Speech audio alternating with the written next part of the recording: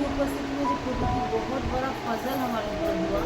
परमेश्वर आज का दिन बहुत सारे लोग परमेश्वर को देख नहीं पाए, ना दुनिया को देख पा रहे, ना संसार को देख पा रहे, लेकिन परमेश्वर का बहुत बहुत धन्यवाद हो जो हम प्रभु की उपस्थिति में आ पा रहे, आप परमेश्वर की उपस्थिति में हम रह पा रहे। मनुष्य को नहीं देखना कि कौन मनुष्य मेरे लिए क्या बोल रहे हैं, कौन मनुष्य मेरे लिए क्या सोच रहे हैं, बस हमको केवल परमेश्वर को देखना है।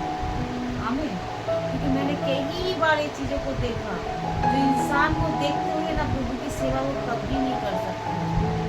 अगर वो पिता को देखेगा ना, वो परमेश्वर के साथ जरूर चल सकते हैं, जरूर, क्योंकि भरोसा केवल उसके ऊपर ही रखना है। ये कल मैं एक टेस्टिमनी ऐसे सुन रहे थे, उनके हस्बैंड मर गया था, तो बोलते जब मेरा हस्बैंड डेथ हो गया है फिर वो लेडीज पास्टर बन गई। कैसे पास्टर बन गई? क्योंकि उसने बोला जब मेरा एक पास्टर था वो उसका देहांत हो गया, फिर मेरा पति मेरा मुंह बन गया था, परमेश्वर का मुंह। तो जब परमेश्वर का मुंह मेरा पति बन गया था, फिर उसके बाद जब मेरा पति का डेथ हुआ, ओ मेरे परमेश्वर, किसके मुंह से मैं आपकी आवाज़ को सुनूं? क्योंकि आपको नहीं मालूम जो आपके बीच में रहता है, जो आप में कलीसिया का मेन है, मेरे बोल रहे थे कि परमेश्वर उसके मुंह से बात करते। आमीन। बोले परमेश्वर उनके मुंह से आपके लिए बात करेगा। फिर उसके बाद उसने क्या किया, प्रभु के पास प्रार्थना करने लगे, प्रभु बोलो। फिर उसके पास उसको 4-5 जने उसके पति का देहांत होने के बाद उसके साथ कॉल करता रहा, उसको फोन करता रहा, उसको समझाता रहा, उसको सिखाता रहा, उसको बोलता रहा। लेकिन परमेश्वर ने कहा इसी में से मैंने मेरा मुंह किसी को बनाया है, अब तुम देखो किसको मैंने अपना मुंह बनाया। फिर उस चीज़ों के लिए वो प्रार्थना करता रहा और वो बार बार उसको कॉल करता रहा, बार बार उसको समझाता रहा, और उसकी बातें जो उसकी दिल में टच होता था।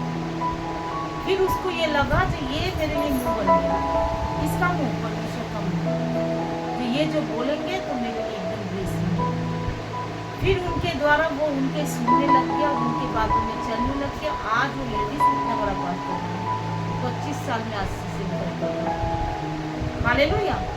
तो आप इस बातों को बोले, जो वो बोलते थे मैं वही सुनता था, वही सुन के फिर मैंने, तो परमेश्वर की उपस्थिति में अगर आप तभी रह सकते हो जब परमेश्वर आपसे कुछ बोल रहे, आप उसको सुनो। क्योंकि जो अपने माँ बाप में होता है ना, जब बच्चे रहते जरूर है, लेकिन जब बच्चे माँ बाप का सुनता नहीं ना, तो माँ बाप को क्या लगता है, मेरा कोई है ही नहीं, छोटी सी बात लगता कि नहीं लगता, मेरा कोई है ही नहीं। बच्चे हैं तो क्या फायदा, तो मेरा सुनता नहीं है, तो मेरा कोई है ही नहीं। तो परमेश्वर को भी ऐसा लगता है, जब परमेश्वर की उपस्थिति में जब परमेश्वर हम लोगों को कुछ बोलता है, जब हम उसको नहीं सुनते, उनको भी लगता है ये मेरा बच्चा है ही नहीं, ये मेरा भेड़ा है ही नहीं, ये मेरा संतान है ही नहीं, इसलिए तो मेरा सुन नहीं रहा। आमीन। समझ में आ रहा है? क्यों हम भी बोलते हैं उनको तो लग नहीं रही मेरा बच्चा है, अगर होता तो मेरा सुनता, तो क्या परमेश्वर को लगता नहीं है? जाकर क्योंकि जो अपना होता है वो अपने को क्या करता है, सुनता है और उस पर भरोसा भी रखता है। अगर हम परमेश्वर का सगा है तो हम परमेश्वर को सुनेंगे भी और उसके ऊपर भरोसा भी रखेंगे, फिर वो हमारे लिए इंटरफेयर करने के लिए आ जाएगा। आज बहुत सारे लोगों को प्रार्थना क्यों नहीं सुना जाता, जानते हो इस कारण? बहुत सारे लोगों को, क्योंकि परमेश्वर के साथ हम बोलते ना रिलेशन ये है जो उसका हम सुनिए, वो डायरेक्ट तो आके बोलेगा नहीं, वो परमेश्वर की कलीसिया के द्वारा, परमेश्वर की सेविका के सेवक के द्वारा, जिस स्थान में आपको परमेश्वर ने रखा है उसके द्वारा परमेश्वर आपको बोलेगा। आप उसको सुनकर क्या करना है, तुरंत रिसीव कर आपको तुरंत बदल देना है कि मैं बदल रहा हूँ, अभी मैं बदल रही हूँ, मैं बदल रहा हूँ, मैं बदल रही हूँ। आमीन। क्योंकि इसने मेरे लिए बात किया, मुझे बात किया। लेकिन आज मालूम है क्या हो रहा है, परमेश्वर की आवाज़ लोग सुन रहे, लेकिन इस कान से सुन रहे, इस कान से निकल के फिर जैसे ही जा रहे, परमेश्वर करे तू मेरा कभी नहीं, अगर तू मेरा होता तो मेरा जरूर सुनता, अगर तू मेरा भेड़ा होता तो मेरी शब्द को जरूर सुनता, और तू पढ़ाई के पीछे मतलब शैतान के पीछे नहीं चलता। हालेलुया। तू पढ़ाई के पीछे, तुझे इस वचन के जरिए मैंने तेरे से बात किया, ऐसे पास्टर के जरिए, इनके जरिए मैं तेरे से बात किया, तू तू इनको तुच्छ जान रहे, तू मेरे वचन को तुच्छ जान रहे, इसके मतलब तू मेरा बच्चा नहीं है, इसके मतलब तू मेरा बेटा नहीं है। कैसा लगेगा? तुरंत पश्चाताप, अगर कोई डांट पड़ रहा है पश्चाताप करो, तुरंत कोई कुछ होता है पश्चाताप करो, गलतियों को मानो, देने वाला तो परमेश्वर है। फिर हो सकेगा मेरा बेटा है। देखो जैसे उसको डांट पड़ा, उसने पश्चाताप करना शुरू किया, जैसे उसको अपने बारे में याद दिला रहे जो तू ऐसे करता है, तू दशमांश नहीं देता, तू ऑफरिंग का निरादर करता है, तू परमेश्वर की उपस्थिति में ठीक से आराधना नहीं करता, तू टाइम में नहीं आता, तू हर संडे नहीं आता, तू आके सो जाता है, तो मुझे बदलने की जरूरत है। ये परमेश्वर मुझसे कह रहा है, तू बाइबल नहीं पढ़ता, तो मुझे पढ़ना है, मुझे पढ़ना है। अगर इस डांट को सुनकर अगर हम मन को नहीं फिराएंगे, फिर हम उसके बच्चे नहीं हैं। अगर हम मन को फिरा लेंगे तो हम उसके बच्चे हैं, और जो उसके बच्चे हैं उसकी ध्यान परमेश्वर पूरा पूरा रखता है। कि जैसे हम अपने बच्चे को, जो आज्ञाकारी बच्चे होते हैं, जो मुझे मेरे अलावा वो कुछ नहीं करेगा, मेरे अलावा मुझे मालूम है वो कुछ खाएगा भी नहीं, मेरे अलावा वो सोएगा भी नहीं, मेरे अलावा कुछ कोई नहीं, मुझे मालूम पड़ेगा मेरा बच्चा। फिर मैं जंगल में भी रहूँ, मैं समुद्र में भी रहूँ, फिर वहाँ से भागते रहेंगे, मेरे अलावा मेरा बच्चा कुछ नहीं करेगा, मुझे उसके साथ में रहना ही है। हालेलुया, समझ में आ रहा है? तो हम एक शारीरिक माता पिता होकर भी अगर बच्चे के लिए इतना कुछ सोचते हैं, तो वो में तो मेरा परमेश्वर है, वो हमारे लिए कितना कुछ ना सोचेगा, तो आत्मिक पिता।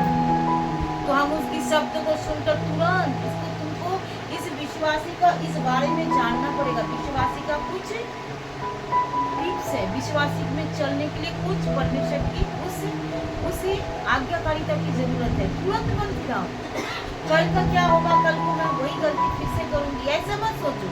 ये सोचो नहीं प्रभु आपने मेरे से बात किया, मैं पश्चाताप करने में गलतियों को मान लो, मुझ पर दया कीजिए। हालेलुया। तुरंत आप देखोगे आपका जीवन बदलना शुरू हो जाएगा। मतलब आप ढिलाई नहीं कर रहे हैं। इसलिए दाऊद ने कहा मुझे ढिलाई की पापों से बचाओ।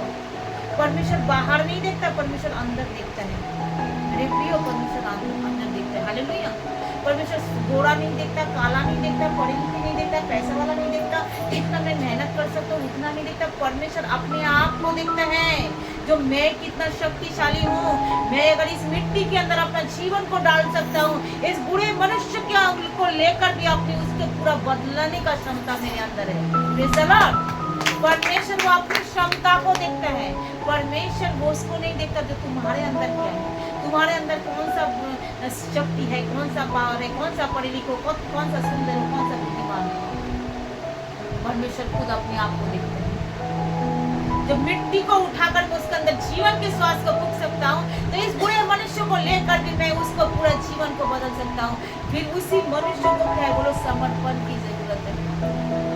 क्योंकि आदम के अंदर जब जीवन फूंक दिया गया, आदम जीवित प्राणी बन गया, अब वो मुर्दा नहीं रहा जो परमेश्वर उसके जीवन में काम करना शुरू कर देगा। अब वो जब जीवित प्राणी बन गया, तो परमेश्वर ने उस जीवित प्राणी के अंदर सब कुछ डाल दिया। अब उस आदम को करना है, मेरे पिता को नहीं छोड़ना, उसको फैसला लेना है। अब आप परमेश्वर कोई फैसला नहीं लेगा, अब परमेश्वर कोई फैसला नहीं लेगा। मतलब परमेश्वर ने फैसला ले चुका है, उसको जीवित प्राणी बना दिया है। अब उस जीवित प्राणी को फैसला लेना है जो मैं जीवित परमेश्वर के साथ ही रहेंगे। हालेलुया। उस जीवित प्राणी को फैसला लेना है जो मैं आप परमेश्वर के साथ ही रहेंगे। तब हम और ज्यादा बुद्धिमान, हिष्ट पुष्ट, चंगाई, स्वास्थ्य जीवन हम जी सकते हैं। हालेलुया। अब परमेश्वर किसी के अंदर जबरदस्ती नहीं करेगा। अगर वो आएगा, उसके अंदर कोई भी कमियां होगा, तो परमेश्वर उसको बदलने की शक्ति रखता है। अगर उसके अंदर बुराइयां होगी, उसके अंदर पाप होगा, उसके अंदर बीमारी होगी, उसके अंदर निगेटिविटी होगी, वो बेसुंदर होगा, वो खराब होगा, वो बुरे होगा, उसके अंदर परमेश्वर पूरी बदलने का क्षमता रखता है। आमीन। लेकिन अगर वो इंसान जीवित प्राणी बनने के बाद अपने आप को शैतान की इशारे पे नाचता है, पूरी दिन मोबाइल देखता है, पूरी दिन इंटरनेट में रहता है, पूरी दिन डिस्को देखता है, पूरी दिन नाचना गाना देखता है, तो परमेश्वर वहां पे कुछ नहीं कर सकता। परमेश्वर कहता है तू जीवित प्राणी तो मैंने तुझे बना दिया, लेकिन उस जीवित प्राण को तू शैतान को अर्पित कर रहा है, शैतान के इशारे पे नाचा रहा है, तो तू कर सकता है, मैं कुछ नहीं कर सकता। अगर तू मेरे हाथ में हैंड ओवर करेगा, मेरे इशारे पे नाचेगा, मेरे साथ बोलेगा, तो मैं तेरे साथ क्या कर सकता हूँ, उस भलाई को कर सकता हूँ। मेरे वचन के अनुसार तू चलेगा, मैं जो कह रहा हूँ उसको तू सुनेगा, तो मैं तेरे साथ भलाई करूंगा। हालेलुया। लेकिन अगर तू उसी जीवित प्राणी को, उस शरीर को लेकर तो शैतान को अर्पित करेगा, तो मैं तेरे लिए कुछ नहीं कर सकता। यहाँ पे एक वचन को हम देखते हैं, मत्ती रचित सुसमाचार का कितना अध्याय 13 का 44। स्वर्ग के राज्य एक खेत के समान हुए, खेत के छिपे हुए धन के समान हुए, किसी मनुष्य ने पाया और छिपा दिया और मारे आनंद से जाकर अपना सब कुछ बेच दिया और उसी खेत को मोल लिया है। मतलब वो मनुष्य क्या हो गया, बुद्धिमान मनुष्य। मतलब उसको मालूम पड़ गया, जो जीवित परमेश्वर ने मुझे जीवित किया, मेरे अंदर जीवन का श्वास फूंक दिया, अब इसी परमेश्वर को पाने के लिए मुझे संसार की सारे तौर तरीकों को छोड़कर, हटाकर, सब कुछ फेंक कर, बेच कर मुझे परमेश्वर के सामने अर्पित कर देना है, और फिर मुझे उस खजाने से लेकर मैं धनवान। आमीन। तो यहाँ पे परमेश्वर ने क्या कहा, उसी मनुष्य के समान है जो सब संसार की सब चीजों को बेचकर वो परमेश्वर के राज्य में अपने आप को देखता है। इसका वचन का मतलब यही है। आमीन। और ये आनंद की मारे, खुशी की मारे, जब मैं तो खजाना मिल गया, मुझे यीशु मिल गया, मुझे यीशु मिल गया, बुद्धि का खजाना मिल गया। आमीन। तो यीशु मसीह जो है हमारी बुद्धि का खजाना, वो स्वर्गीय राज्य का धन है। जब हमें मिल गया है तो हमें सारे सब कुछ को बेचकर, हमें सब कुछ सांसारिकता को छोड़कर, उसको फेंक कर उसी यीशु मसीह की धन को खरीद लेना है। उसके लिए जो करना है तो करना है, अपने आप को समर्पण करना है। फिर परमेश्वर उसके जीवन में क्या करेगा, उसी खेत को, मतलब उस जमीन को, उस मनुष्य को उठाकर परमेश्वर अपनी बुद्धि के द्वारा, अपनी समझ के द्वारा, अपनी ज्ञान के द्वारा, अपनी भुजबल के द्वारा, अपनी पावर के द्वारा उसके ऊपर प्रकट करता जाएगा। उसका खेत, जो छिपे हुए धन जो यीशु है, वो बढ़ता बढ़ता बढ़ता इतना बढ़ता जाएगा, जो पूरी दुनिया उस पहाड़ को देख सकता है, उस नगर को देख सकता है। हालेलुया। उस मनुष्य को देख सकते हैं, इसलिए परमेश्वर ने आंखें। अगर वो सारे संसार को पकड़ के रखता, मोबाइल को पकड़ के रखता, इंटरनेट को पकड़ के रखता, व्हाट्सएप को पकड़ के रखता, टिकटॉक को पकड़ के रखता, सारे संसार की जो तौर तरीकों को पकड़ के रखता, और वो छिपे हुए धन को नहीं खरीदता, तो एक दिन वो भी खत्म होता और उसकी धन भी खत्म होता। लेकिन मेरे यीशु ने कहा है, जो ये स्वर्ग के राज्य की खजाना है, जो सारे संसार की चीजों को बेच कर, फेंक कर तुम उसी धन को खरीद लो, जो मिट्टी में घड़ा हुआ है, जो कोई नहीं देख पा रहे, लेकिन तुम्हारी आंखें खुला है। परमेश्वर ने तुमको जीवित प्राणी बना दिया, तुम्हारे अंदर जीवन के श्वास को फूंका गया, उस जीवन की वचन को, उस जीवन की खेत को, उस जीवन की संपत्ति जो यीशु नाथ की है, उसको चुन लो, ताकि तुम ऊंचे पे ऊंचे पे ऊंचे पे उठते जाओ। और उसके लिए तुमको जो करना है करो ना। रात को प्रार्थना करना है, दिन को प्रार्थना करना है, बाइबल पढ़ना है, वचन को पढ़ना है, सुनना है, करो ना। फिर देखो तुम्हारा लाइफ कैसे है। लेकिन अगर शैतान की चारों तरफ नाचे तो परमेश्वर इसलिए परमेश्वर ने जीवित प्राणी जरूर बना दिया, लेकिन परमेश्वर ने अपना पुतला नहीं बनाया। तुम्हें जिधर नाचना है तुमको नाचना पड़ेगा। ये तुम्हारी ऊपर है। जो मैं आप परमेश्वर आपके अनुग्रह में, आपकी दया के द्वारा, आपकी वचन के द्वारा ही मैं नाचना चाहता हूँ, गाना चाहता हूँ। आप जिधर बुराई में घूमना चाहता हूँ, जिधर बुराई में घूमना चाहता हूँ। जैसी आप समर्पण करोगे, जैसी आप रात दिन प्रार्थना करोगे, तो आपका जीवन पूरी रीति से बल्ले बल्ले हो जाएगा। पूरी रीति से आपका लाइफ उजियाला हो जाएगा। पूरी रीति से आप ब्लेसिंग में उन्नति पा जाओगे। तो इसलिए आज का दिन सारे बुराई को छोड़कर सब कुछ अपने संसारिक जो धन बना के रखे हो ना, तो ये मेरा धन है, उसको बेच दो। तो शैतान जो तेरा है तू ले और हट, मुझे नहीं चाहिए। और मुझे उस परमेश्वर की धन को खरीद लो, जो यीशु मसीह है, जो स्वर्गीय खजाना, ये बाइबल है। आमीन। जो स्वर्गीय खजाना के एक एक वचन जो बाइबल है उसको उठा लो, उसको अपने जीवन के अंदर रख लो, उसके अपने अंदर छिपा लो, उस संपत्ति के एक वर्ड छिपा लो।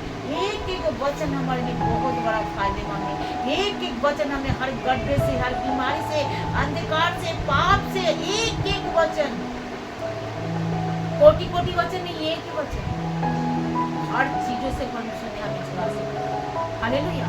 हर चीजों से हमें छुटकारा दे सकता है। एक वचन ही काफी है हमें हर परिस्थितियों से बचाने के लिए। परमेश्वर का वचन कितना पावरफुल है, कितना शक्तिशाली है, वो प्रभावशाली है, वो काम करता है। उस वचन के अंदर जीवन है, उस वचन के अंदर पावर है, उस वचन के अंदर शक्ति है।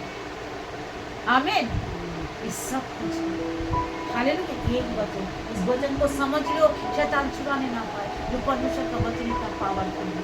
अगर एक वचन मुझे मिल गया, परमेश्वर ने मेरे से बात कर रहा है, तो मेरा लाइफ इस वचन के जरिए बदल जाएगा, मेरा जीवन इस वचन के जरिए बदल जाएगा।